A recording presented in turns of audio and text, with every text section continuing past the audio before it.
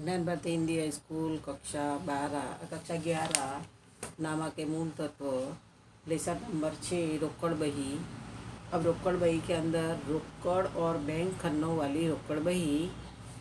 अब इस रोकड़ बही में साधारण रोकड़ बही की तुलना में दोनों तरफ एक अतिरिक्त खाना बैंक का जोड़ा जाता है। यह खाना बैंक के साथ के व्यवहारों को लिखने के लिए रखा जाता है। बैंक खाता को व्यक्ति खाता के रूप में समझा जाता है। व्यक्ति खाता का नियम क्या है कि लेने वाला खाता उधार और देने वाला खाता जमा लागू पड़ता है। रोकड़ में बैंक खाना और रोकड़ खाना होता है, इसलिए बैंक खाना के लिए बैंक व्यक्ति होने से व्यक्ति खाता के नियम लागू पड़ेंगे। रोकड़ खाने के लिए रोकड़ संपत्ति होने से माल और संपत्ति का खाना लागू किया जाता है। यानी बैंक खाते के व्यवहार के अंदर व्यक्तिगत खाते का नियम, लेने वाला उधार, देने वाला जमा, और रोकड़ संपत्ति के अंदर रोकड़ के अंदर माल और संपत्ति का नियम लागू होता है। अब बैंक में कौन कौन से व्यवहार किए जाते हैं, तो यानी रकम रोकड़ बैंक में भरी, दूसरा चेक भरा जाए, ड्राफ्ट भरा जाए, कोई देनदार अपने खाते में सीधी रकम जमा करे, बैंक अपनी खाते में ब्याज या अन्य आवक वसूल करे, जमा करे, तब अपने बैंक से इसमें वृद्धि होती है। ऐसे व्यवहारों में बैंक लेने वाला व्यक्ति है, इसलिए नियमानुसार उसके खाते उधार होगा, पहले लेने वाला खाता उधार। और रोकड़ बही में उपरोक्त बातें बैंक खाने के उधार पक्ष में लिखी जाएगी।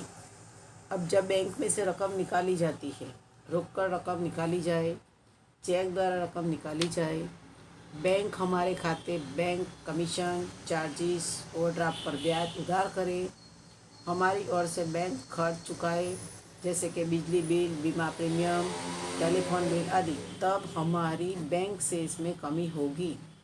ऐसे व्यवहारों में बैंक देने वाला व्यक्ति होता है, इसलिए नियमानुसार उसे जमा किया जाता है। अब रोकड़ बही में उपरोक्त बातें बैंक खाने में जमा पक्ष में लिखते हैं। अब रोकड़ बही का रोकड़ और बैंक खन्नों वाली रोकड़ बही का नमूना दिया है श्री खालजगा की रोकड़ बही। अब अपने उधार पक्ष में क्या लिखेंगे, पहले तारीख, आवक, रसीद नंबर, खाता पुष्ट नंबर, फिर रोकड़ रकम और बैंक रकम। जमा पक्ष में क्या जाएगी, तारीख, विवरण, वाउचर नंबर, खाता पुष्ट, रोकड़ और बैंक रकम। अब अपने साधारण रोकड़ बही में से रोकड़ की आवक और जावक कभी भी अधिक नहीं हो सकती है। यहाँ रोकड़ बही में रोकड़ खाने के अंतिम बाकी उधार ही की जाती है, परंतु दो खाने वाली जो रोकड़ बही में बैंक का खाना विशिष्ट बनता है, इसलिए बैंक खाने में यदि आवक या आय पक्ष का योग व्यय पक्ष यानी जावक पक्ष के योग से अधिक आए तो बैंक खाना की बाकी की उधार आएगी, तो अंतिम बैंक शेष कहलाएगी। यानी कि जो आय पक्ष का योग व्यय पक्ष के योग से अधिक आए तो बैंक खाने की बाकी उधार आएगी, तो उसे अंतिम बैंक शेष कहेंगे। बैंक खाने के व्यय या जावक पक्ष का योग अधिक हो तो अंतर की रकम बैंक ओवरड्राफ्ट कहलाएगी। अब बैंक ओवरड्राफ्ट किसे कहते हैं कि जब व्यापारी ने बैंक में जमा रकम से अमुक अधिक रकम निकालने का बैंक के साथ समझौता किया हो, तब ऐसी सुविधा को बैंक ओवरड्राफ्ट कहते हैं। यानी व्यापारी अपने बैंक के जमा शेष रकम से अधिक रकम जब निकाल ले, तब बैंक के साथ में समझौता किया जाए, बैंक व्यापारी के साथ में समझौता करके ऐसी सुविधा देते हैं, तो उसे बैंक ओवरड्राफ्ट कहते हैं। व्यापारी को जब बैंक ओवरड्राफ्ट की सुविधा प्राप्त हो, तब भी बैंक की उधार बाकी या जमा बाकी हो सकती है। यदि बैंक खाने की जमा बाकी आती है तो अधिक निकालना ओवरड्राफ्ट सूचित करता है। बैंक ओवरड्राफ्ट की ली रकम पर नियत दर से ब्याज चुकाना पड़ता है। अब जो रोकड़ बही के बैंक खाने के आय पक्ष का योग व्यय पक्ष के योग से अधिक हो तो उसे अंतिम शेष कहते हैं। यानी रोकड़ बही के बैंक खाने के आय पक्ष का योग व्यय पक्ष के योग से जो अधिक आए तो उसे क्या कहते हैं, अंतिम शेष कहते हैं। परंतु यदि रोकड़ बही के बैंक खाने का व्यय पक्ष का योग आय पक्ष के योग से अधिक हो तो अंतर की रकम अंतिम बैंक ओवरड्राफ्ट कहलाती है। अब बैंक खाने की प्रारंभ की बाकी, यदि बैंक शेष हो तो उसे रोकड़ बही में बैंक खाने के उधार पक्ष में शेष आगे लाए के रूप में लिखेंगे। यानी कि बैंक खाना की बैंक शेष रोकड़ बही में बैंक खाने में उधार पक्ष में शेष आगे लाए के रूप में लिखते हैं। यदि बैंक खाने की प्रारंभ की बाकी बैंक ओवरड्राफ्ट हो तो उसे रोकड़ बही के बैंक खाने में जमा पक्ष में दायित्व होने से शेष आगे लाए के रूप में दर्शाई जाती है। यानी बैंक ओवरड्राफ्ट हो तो कहाँ लिखने की, रोकड़ बही में जमा की और बैंक खाने में लिखने की, और जो रोकड़ शेष आगे लाए में हो बैंक में तो जमा उधार से पक्ष में लिखने की शेष आगे लाए के रूप में। यदि रोकड़ बही में बैंक खाने की अंतिम बैंक शेष हो तो उसे व्यय पक्ष में शेष आगे ले गए के रूप में दर्शाया जाता है। यदि बैंक खाने की अंत की बाकी बैंक ओवरड्राफ्ट हो तो उसे आय पक्ष में शेष आगे ले गए के रूप में ओवरड्राफ्ट के रूप में दर्शाया जाता है। अब बैंक ओवरड्राफ्ट हो गया। अब जमा खर्ची व्यवहार किसे कहते हैं? अब जिस आर्थिक व्यवहार में रोकड़ और बैंक दोनों खाते प्रभावित होते हो, जुड़े हुए होते हैं, ऐसे व्यवहार को जमा खर्ची व्यवहार कहते हैं। जमा खर्ची व्यवहार में एक खाता रोकड़ को असर करता हो, दूसरा बैंक को असर करता हो, तो ऐसे व्यवहार को अपने क्या कहते हैं, जमा खर्ची व्यवहार कहते हैं। अब उदाहरण दिया है कि बैंक में से रोकड़ निकालना या बैंक में रोकड़ भरना, ऐसे ही प्रकार के व्यवहार का लिखा जब रोकड़ और बैंक दोनों खन्नों वाली रोकड़ बही में रखी जाए तो रोकड़ बही के दोनों तरफ किया जाता है। रोकड़ और बैंक खन्नों वाली रोकड़ बही या रोज नामचा रोकड़ खाता बैंक खाता की आवश्यकता पूर्ण करता है। ऐसी रोकड़ बही रखी हो तो खाता बही में रोकड़ के बैंक खाता खोलने की आवश्यकता रहती नहीं है। जमा खर्ची व्यवहार की असर रोकड़ और बैंक खाता पर होती है, उसकी खतौनी करनी नहीं पड़ती है, परंतु खाता पुष्ट नंबर के खाने में यानी जमा खर्ची व्यवहार लिखा जाता है। और जमा खर्ची व्यवहार कितने प्रकार का होता है? 2 प्रकार का होता है। पहला है कि धंधे में से बैंक में रोकड़ भरना, धंधे में से बैंक में रोकड़ भरना, और दूसरा है धंधे के लिए बैंक में से रोकड़ निकालना। अपने पहला देखते हैं कि धंधे में से बैंक में रोकड़ भरना। जब रोकड़ रकम बैंक में भरी जाती है तब एक तरफ रोकड़ शेष घटती है और दूसरी तरफ बैंक शेष बढ़ती है। मानो कि 2000 नकद बैंक में भरे और नकद बैंक में भरे तो रोकड़ बही में बैंक खाने में आय पक्ष अर्थात के उधार पक्ष में लिखा जाएगा और विवरण में लिखे थे रोकड़ खाता लिखा जाएगा। बैंक खाने में लिखेंगे उधार पक्ष में बैंक खाते में लिखेंगे 2000 और रकम व्यवहार वर्गिक आय में क्या लिखेंगे? रोकड़ खाता लिखेंगे। उसी तरह से रोकड़ बही में व्यय पक्ष यानी जावक पक्ष अर्थात जमा पक्ष में रोकड़ खाने में लिखा जाएगा और विवरण के खाने में बैंक खाता लिखा जाएगा। रोकड़ बही में दोनों तरफ खाता बही पुष्ट नंबर में जमा खर्ची दर्शाया जाता है। जमा खर्ची व्यवहार की खाता बही में कोई खतौनी नहीं करनी होने से वहाँ कोई खापू नंबर नहीं होता है, परंतु व्यवहार का प्रकार जान सकते हैं। इसके लिए उस खाने में जमा खर्ची व्यवहार लिखा जाता है। जमा खर्ची व्यवहार के अंदर हमेशा 2 असरें होती है। एक बोलो। अब जो रोकड़ बही में बैंक में से रोकड़ रकम निकाली जाती है, जब बैंक में से रोकड़ रकम निकाली जाए तो अपने पास में रोकड़ शेष बढ़ती है और बैंक शेष में कमी होती है। मानो कि रुपया 3000 बैंक में से नकद निकाला तो उसमें क्या होगा? रोकड़ बही में रोकड़ खाने में आय पक्ष में यानी उधार पक्ष में विवरण में बैंक खाता लिखेंगे और ₹3000 रोकड़ खाते में रोकड़ में दर्शाएंगे। जब 3000 रोकड़ बही में बैंक खाने में व्यय पक्ष में यानी जमा पक्ष में बैंक खाने में रोकड़ खाता लिखकर 3000 लिखेंगे, क्योंकि दोनों तरफ एंट्री हुई, एक रोकड़ में हुई, रोकड़ में वृद्धि हुई, जबकि बैंक से इसमें कमी हुई, यानी दो असर हुई। इसलिए वहाँ पर क्या लिखने का, खाता पूछ के खाने में अपने जमा खर्ची व्यवहार लिखा जाता है। अब रोकड़ और बैंक खन्ना वाली रोकड़ बही में किया जाता है, इसलिए जमा खर्ची खाता पुष्ट खाने के बदले में अपने क्या लिखेंगे, लिखेंगे। आप उदाहरण नंबर 3 समझते हैं। इसके अंदर जमा खर्ची व्यवहार वाला व्यवहार है। निम्नलिखित व्यवहारों पर से सी गायत्री ब्रदर्स की बही में रोकड़ और बैंक खन्नों वाली रोकड़ बही तैयार कीजिए। अब अपने रोकड़ बही का नमूना तैयार करते हैं।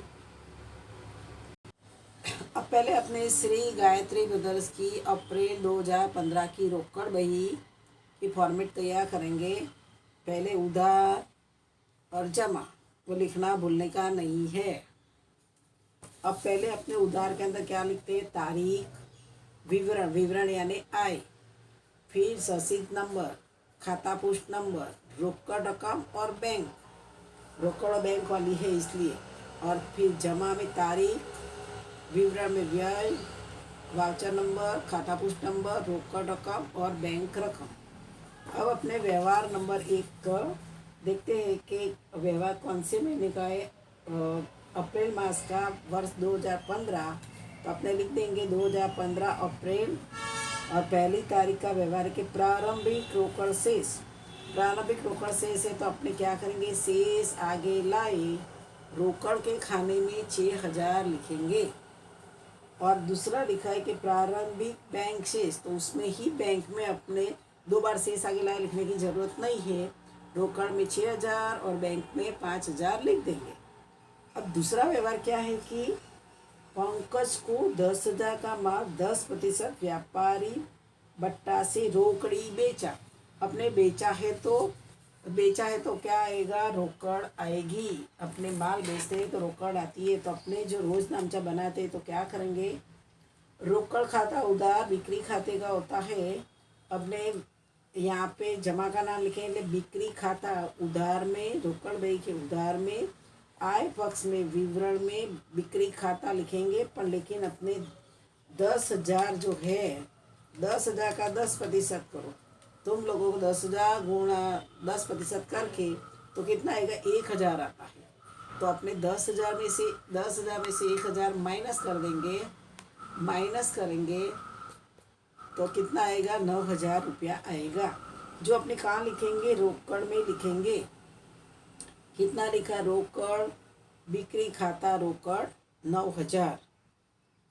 अब 5 तारीख का व्यवहार है कि जानकी के पास से ₹3,000 का माल रोकड़ी खरीदा, रोकड़ में खरीदा है तो अपने पास में उधार जमा के नियम के अनुसार माल आए तो उधार खरीदी की है, पर यहाँ पर खरीदा है એટલે अपने पास में रोकड़ जाती है એટલે जमा पक्ष में लिखेंगे 2015 अप्रैल 5 तारीख।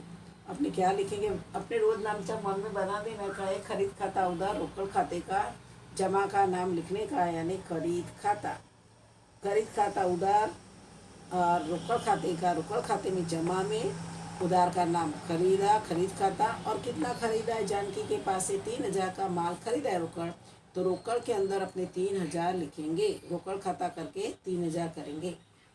अब 7 तारीख का व्यवहार है कि ₹1,500 रोकड़ बैंक में भरी। अब देखो ये 7 तारीख का व्यवहार में क्या है कि ₹1,500 रोकड़ बैंक में भरी। अब अपने 2 असर होगी, क्योंकि रोकड़ बैंक में भरी तो क्या हुई, अपनी रोकड़ शेष में कमी हुई और बैंक शेष में वृद्धि हुई है। तो पहले अपने उधार की ओर लिखेंगे तो 7 तारीख का व्यवहार रोकड़ खाता और बैंक के खाने में लिखेंगे 1,500, और जमा में अपने लिखेंगे 7 तारीख का व्यवहार बैंक खाता और रोकड़ में लिखेंगे 1,500। अपने यहाँ पे जो जमा खर्ची व्यवहार के अंदर दो असर हो गई। रोकड़ रोकड़ गई अपने पास से, तो लेने वाला उधार, देने वाला जमा।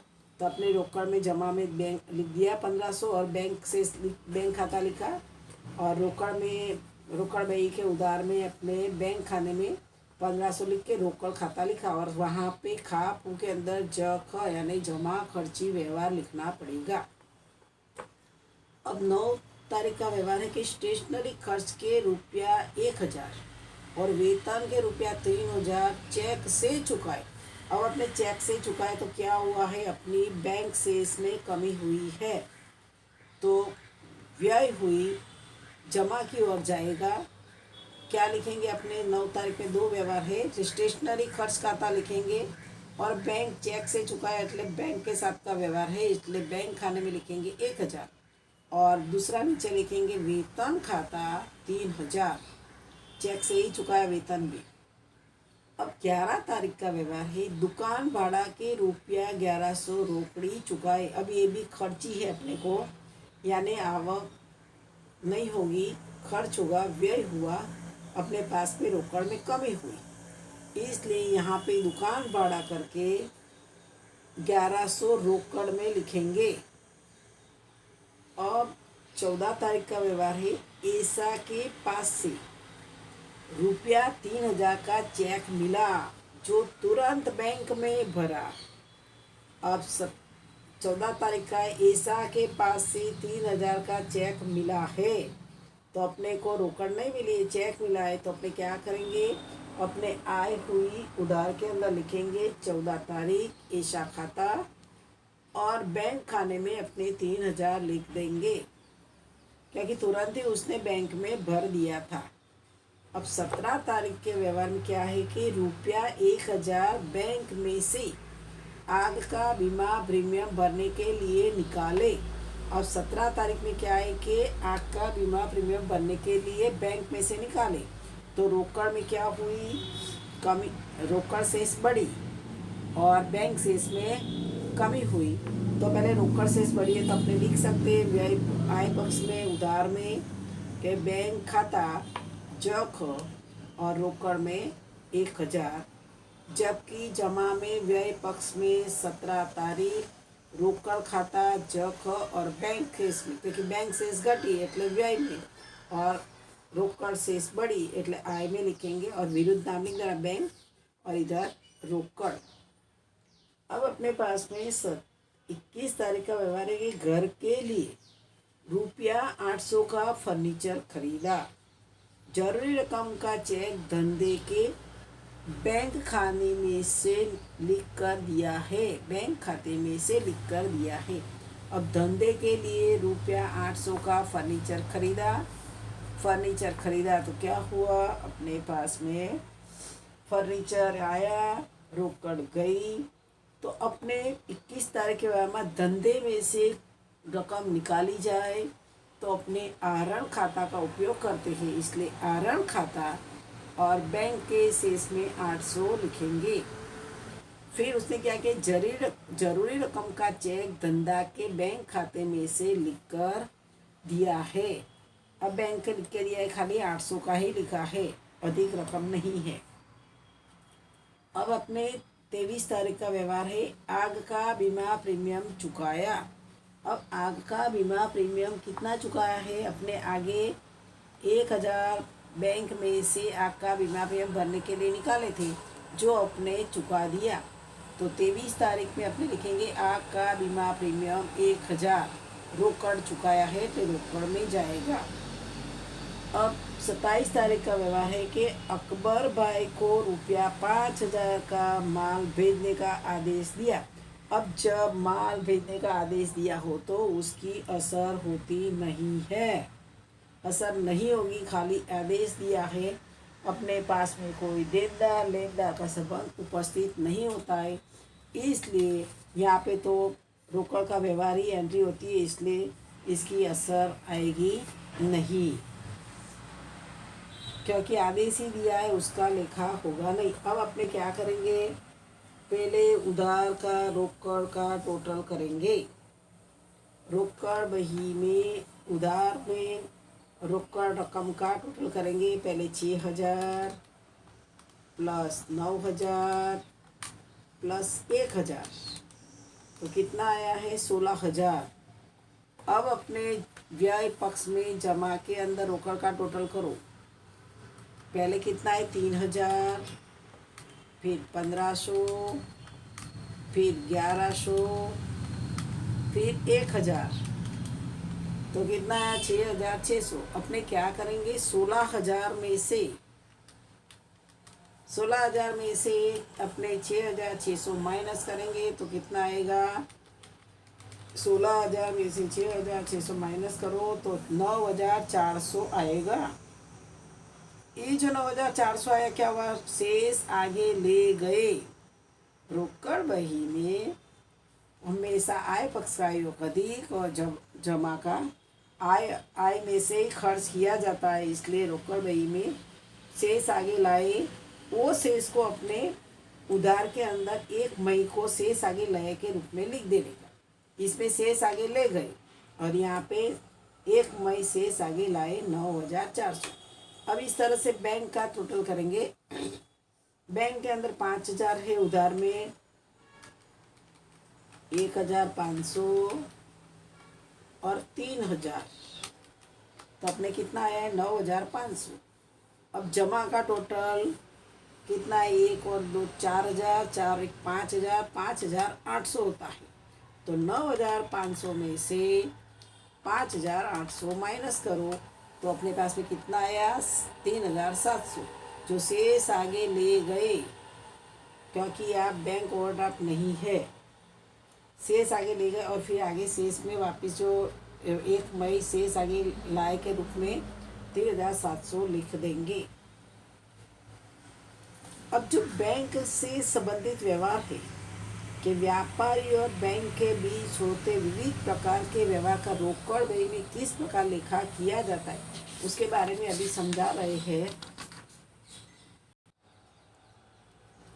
अब देखो, रोकड़ संबंधित व्यवहार के अंदर जब कोई व्यापारी या व्यक्ति बैंक में खाता खुलवाता है, तब व्यापारी या व्यक्ति बैंक के साथ व्यवहार सरलता से कर सके, उसके लिए उसको बैंक पे इन स्लिप बुक यानी जमा चिट्ठी बुक, चेक बुक और पासबुक देती है।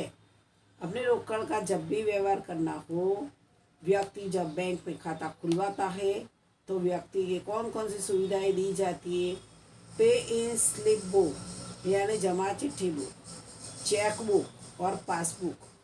जो अपने चेकबुक की सुविधा ना लो तो अपने विड्रॉल फॉर्म से अपने क्या करते पैसे उठा सकते हैं, और भरने के लिए जमा चिट्ठी बुक दी जाती है, और पासबुक के अंदर अपने रकम की एंट्री होती है कि कौन सी तारीख को कितनी रकम अपने भरी या निकाली।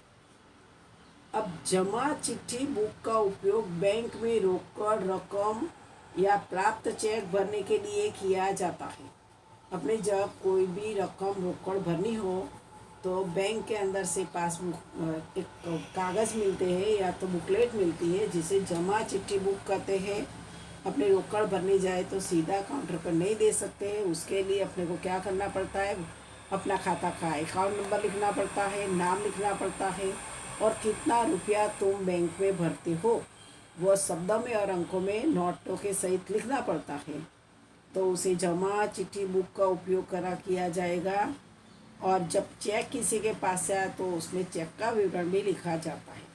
चेक बुक का उपयोग बैंक में से रोकड़ रकम निकालने के लिए या तो चेक से रकम चुकाने के लिए किया जाता है।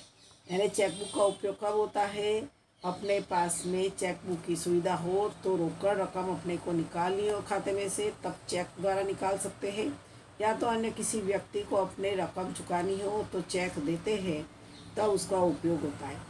और पासबुक बैंक की बही में बनाया व्यापार के खाते की नकल यानी उतारा है। अब वर्तमान समय में व्यापार धंधा में हिसाबों का भुगतान के लिए चेक का उपयोग खूब ही प्रचलित है। भारत के 1881 के नेगोशिएबल इंस्ट्रूमेंट एक्ट अनुसार चेक एक प्रकार का विनिमय पत्र है। चेक में 3 पक्षकार होते हैं। एक पहला कौन था? चेक लेखक। दूसरा जिस पर चेक लिखा गया हो, बैंक। और व्यक्ति, रकम प्राप्त करता व्यक्ति। अभी उदाहरण दिया है कि गौरांग ने ₹1500 का cheque State Bank of India के खाते में से प्रीति को देवा के पेटे दिया। यहाँ पे लिखने वाला कौन है? गौरांग लिखने वाला है। बैंक कौन से? State Bank of India. Cheque लिखा गया है उसके ऊपर। और व्यक्ति, जो व्यक्ति रकम प्राप्त करने वाली है वो कौन है? प्रीति रकम प्राप्त करने वाली है। अब ग्राहक या देनदार जब अपने देवा पेटे चेक दिया तब व्यापारी बैंक अपनी बैंक में भरता है। चेक 2 प्रकार के होते हैं, एक सादा या बैरर चेक और दूसरा रेखांकित चेक। अब सादा चेक अर्थात क्या? सादा या बैरर चेक में जो व्यक्ति चेक धारण करता है उस व्यक्ति को बैंक रकम चुका देती है। यानी सादा चेक के अंदर रकम जिस व्यक्ति को, मानो कि किसी को अपना चेक खो गया हो और किसी दूसरे व्यक्ति को मिले तो बैंक उसको रकम दे सकती है, पर लेकिन कई बार उसकी जांच होती है तो रकम नहीं भी देते हैं। पर लेकिन बेयरर चेक एक जोखिमी प्रकार का चेक माना जाता है। अब रेखांकित चेक यानी क्रॉस्ड चेक। अब क्रॉस चेक में जिस व्यक्ति को रकम चुकानी हो उसका नाम चेक में दर्शाया जाता है तथा उस व्यक्ति के बैंक खाते में ही रकम जमा की जाती, रोकड़ में नहीं चुकाई जाती। यानी रेखांकित चेक, क्रॉस चेक यानी कि क्रॉस चेक में जिस व्यक्ति को अपनी रकम चुकानी है उस व्यक्ति का नाम लिखा जाता है। वह व्यक्ति क्या करती है? बैंक के अंदर वो चेक जमा कराते हैं और उसके अंदर अपने रोकड़ रकम मिलती नहीं है, खाते में चेक की रकम सीधी जमा हो जाती है। जब ग्राहक का देनदार व्यापारी को भुगतान पेटे चेक दे तो उसका लेखा रोकड़ में उधार पक्ष में बैंक खाने में किया जाता है। जिस ग्राहक ने चेक दिया हो उसका नाम विवरण में लिखा जाता है। 3 नंबर के यदि प्राप्त चेक के बारे में कोई माहिती नहीं दी गई हो तो उसे बैंक में भर दिया है ऐसा मानकर रोकड़ में उधार पक्ष में बैंक खाने में लिखा जाता है। चौथा कि क्रॉस चेक जब मिले तब उसका लेखा रोकड़ बही में आय पक्ष अर्थात कि उधार पक्ष में बैंक खाने में किया जाता है, कारण कि क्रॉस चेक की रकम बैंक में से रोकड़ नहीं मिलती परंतु बैंक खाते में ही जमा की जाती है, इसलिए उधार पक्ष में दर्शाते हैं। जब व्यापारी कोई व्यक्ति को अपने दायित्व के भुगतान के पेटे रकम चेक से चुकाए तब उसका लेखा रोकड़ बही में जमा पक्ष में बैंक खाने में किया जाता है। जिस तारीख को भुगतान के लिए चेक दिया जाता है उसी ही तारीख को उसका लेखा रोकड़ बही में किया जाता है। ये रोकड़ बही के साथ के व्यवहार हुए। चेक में कौन से चेक है? सादा चेक और रेखांकित चेक। अब बिक्री पुष्टांक किसे कहते हैं? जब कोई ग्राहक या देनदार के पास से प्राप्त चेक कोई लेनदार या व्यापारी को सीधा बारोबार चेक के पीछे नाम लिखकर दे दिया जाए तब ऐसे चेक को बिक्री पुष्टांक कहते हैं। उसका रोजनामचा, मुख्य रोजनामचा में उसका लेखा किया जाता है। प्राप्त चेक को यदि रोकड़ बही में बैंक में भरा है ऐसा मानकर लिखा किया हो तब उसका बिक्री पुष्टांक किया गया है तब उसे रोकड़ बही में वायब जावक पक्ष में बैंक खाने में लिखा जाता है। जब कोई चेक अस्वीकृत हो तो वह चेक मिलता हो तब जो लेखा किया जाता उससे विरुद्ध लेखा किया जाता है। अब अपने बैंक खर्च या कमीशन या ब्याज के बारे में, यदि बैंक में व्यापारी को कोई सेवा दी हो तो उस संबंध में बैंक चार्ज वसूल करता है। यानी यदि बैंक ने व्यापारी को कोई सुविधा दी हो तो उससे पास से चार्ज वसूल किया जाता है। उसी प्रकार हुंडी बैंक के हुंडी बैंक में भुनाई हो या बैंक द्वारा वसूली के लिए भेजी गई हो तो बैंक कमीशन वसूल करती है। यदि व्यापारी ने ओवरड्राफ्ट की सुविधा ली हो तो भी बैंक ब्याज वसूल करती है। उसी प्रकार बैंक में जमा शेष पर बैंक व्यापारी को ब्याज चुकाता है। अब बैंक चार्ज, कमीशन, ओवरड्राफ्ट का ब्याज आदि व्यापारी के लिए खर्चे, इसलिए रोकड़ में व्यय पक्ष में अर्थात कि जमा पक्ष में बैंक खाने में दर्शाएंगे, जबकि प्राप्त ब्याज व्यापारी के लिए उपज है, आय है, इसलिए रोकड़ में आय पक्ष में उधार पक्ष में बैंक खाने में दर्शाया जाता है। उसका ही उदाहरण है उदाहरण नंबर 4 कि निम्नलिखित व्यवहारों पर से धर्मिष्ठा की रोकड़ और बैंक खरनवाली रोकड़ बही तैयार कीजिए। अपने मई महीने की है 2015 मई 1 है। अब रोकड़ बही का नमूना तैयार करते हैं। धर्मिष्ठा की मई 2015 की रोकड़ बही।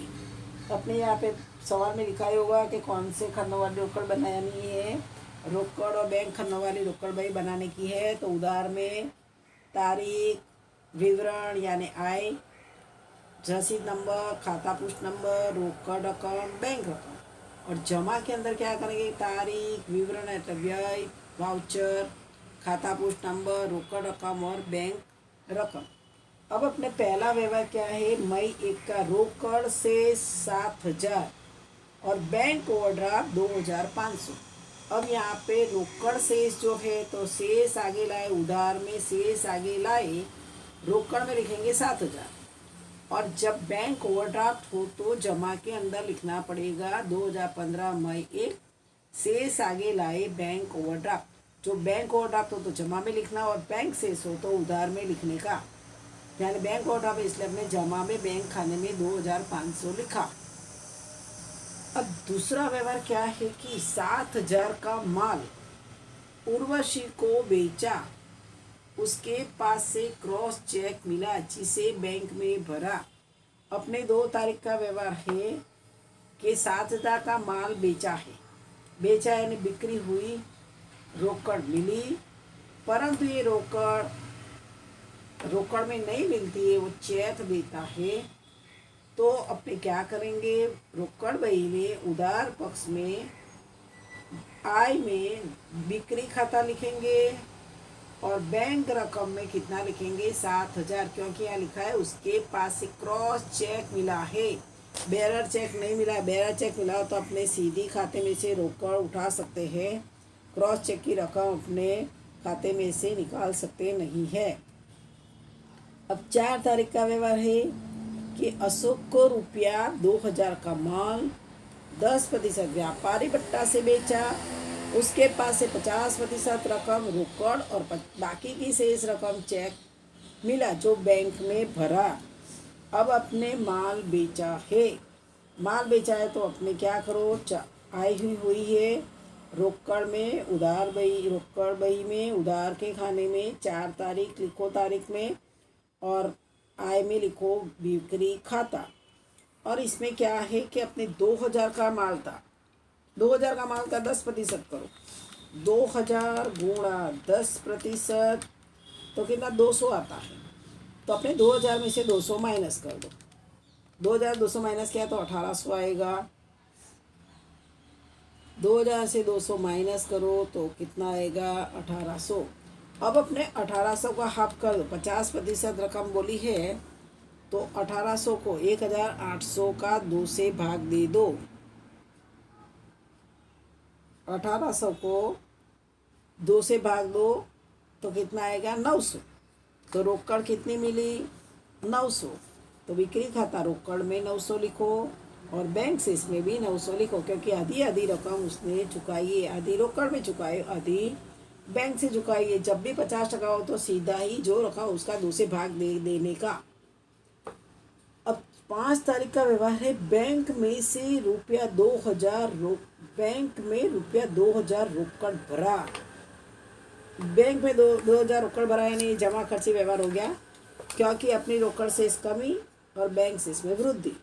तो उधार में लिखेंगे तो 5 तारीख के व्यवहार में रोकड़ खाता, जख बैंक खाते में 2000 और व्यय पक्ष में 5 तारीख बैंक खाता और रोकड़ में 2000 और ज ख लिखना कंपलसरी है। 2 एंट्री हो तो ज ख लिखना पड़ेगा।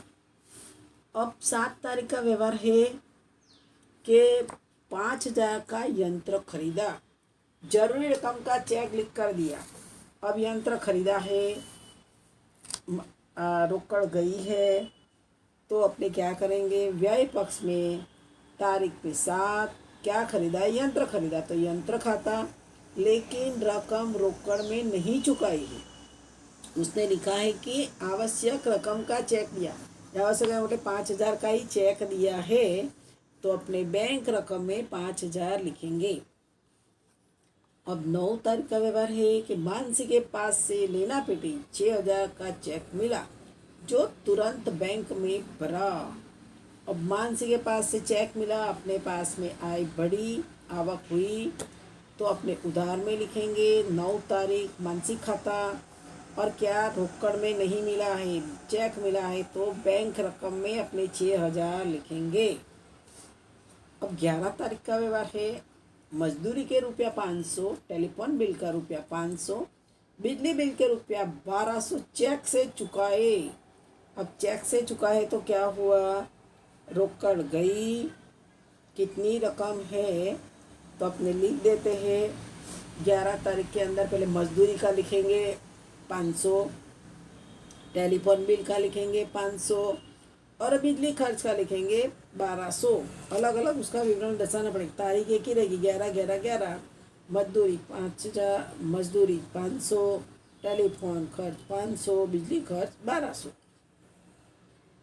अब आगे 13 तारीख का व्यवहार है, बीमा प्रीमियम भरने के लिए 2000 बैंक में से निकाले। अब बैंक में बीमा प्रीमियम भरने के लिए अपने क्या किया, बैंक में से रकम निकाली, रोकड़ शेष बढ़ी और बैंक शेष में कमी हुई। अब रोकड़ शेष बढ़े तो क्या करो, उधार की ओर डाल दो, यानी आय पक्ष में डाल दो 13 तारीख बैंक खाता और रोकड़ में 2000 करो और जमा के अंदर क्या कर दो, 13 तारीख रोकड़ खाता और बैंक के खाने में 2000 लिख दो, क्योंकि रकम रोकड़ मिली है, बैंक में से रकम गई है। ये सामने खापू के अंदर ज ख लिखना कंपलसरी है। अब आगे 15 तारीख का व्यवहार है, बीमा प्रीमियम का चुकाए रुपया 1600। अपने रकम चुकाइए, रोकड़ में ही चुकाइए, कोई बैंक का उल्लेख नहीं है, इसलिए क्या करेंगे, अपनी रोकड़ से इसमें कमी हुई यानी व्यय पक्ष में लिख देंगे और व्यवहार में क्या लिख देंगे, बीमा प्रीमियम खाता 1600 रोकड़ में लिख देंगे। अब अपने 21 तारीख का व्यवहार है, बैंक ने अपने खाते ओवरड्राफ्ट ब्याज पेटे 150, बैंक खर्च पेटे रुपया 100 उधार किए, जिसकी जानकारी अपने को बैंक एडवाइस द्वारा मिली। अब अपने पास में बैंक का ब्याज 150 बैंक खाते में 21, बैंक चार्जेस खाता 100 या व्यय में डाल देंगे। 150 बैंक ब्याज 150 और बैंक चार्जेस 100, यानी 21 तारीख के व्यय में डाल दिया। अब 23 तारीख में क्या है कि 3000 का माल धरती को बेचा, क्रॉस चेक मिला। अब अपने माल बेचा, रोकड़ आई पर लेकिन चेक मिला है, तो अपने क्या करेंगे, उधार के अंदर आय पक्ष में लिखेंगे माल बेचा है એટલે बिक्री खाता, 23 तारीख बिक्री खाता और रकम बैंक में रोकड़ 3000 बैंक में लिखेंगे, रोकड़ में नहीं लिखेंगे क्योंकि चेक मिला है, क्रॉस चेक। अब 24 तारीख का व्यवहार है, तेजल के पास से रुपया 3000 का चेक मिला, जो सेजल को बिक्री पुष्टांक करके दिया। अब यहाँ पे जो चेक मिला है, अब धरती को तेजल के पास से 3000 का चेक मिला, जो सेजल को बिक्री पुष्टांक करके दिया है, तो यहाँ पे बिक्री पुष्टांक करके दिया, उसकी एंट्री करने की है नहीं। 26 तारीख का व्यवहार है, धरती धरती ने दिया चेक, अस्वीकृत की माहिती बैंक ने अपने को दी। अपने जो 23 तारीख के व्यवहार के अंदर 3,000 का जो चेक अपने बैंक में भरा था, वो चेक क्या हुआ, अस्वीकृत हुआ। तो अस्वीकृत हुआ, उसकी जानकारी बैंक अपने को देती है। तो क्या करेंगे, अपने धरती खाता अपने व्यय में चले जाएंगे, पहले आय में लिखा था उसको माइनस कर देंगे। तो 26 तारीख धरती खाता और बैंक में रकम 3,000, आमने सामने कॉस्ट एंट्री है, पर लेकिन एक ही एंट्री करनी पड़ेगी क्योंकि यहाँ पे रकम जमा की और यहाँ पे चेक अस्वीकृत हुआ, इसलिए रोकड़ से इसमें बैंक से इसमें कमी हो गई। अभी 28 तारीख का व्यवहार है। रुपया 1500 वी बोध को हिस्सा पूर्ण के लिए रोकड़ चुका दी और 2,000 निजी उपयोग के लिए बैंक में से निकाले। अब अपने रोकड़ चुका दी तो रोकड़ गई, तो 28 तारीख वी बोध खाता क्या करेंगे, रोकड़ में 1500 लिख देंगे।